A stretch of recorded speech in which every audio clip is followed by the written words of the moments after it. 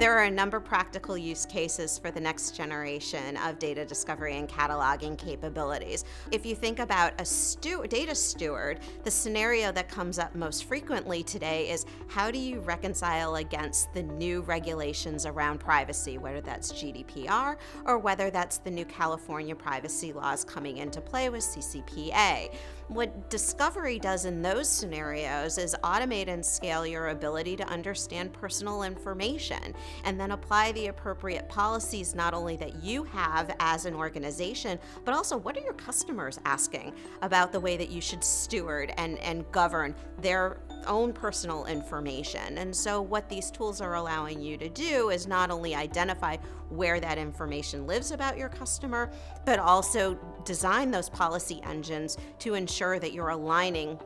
those requests and preferences to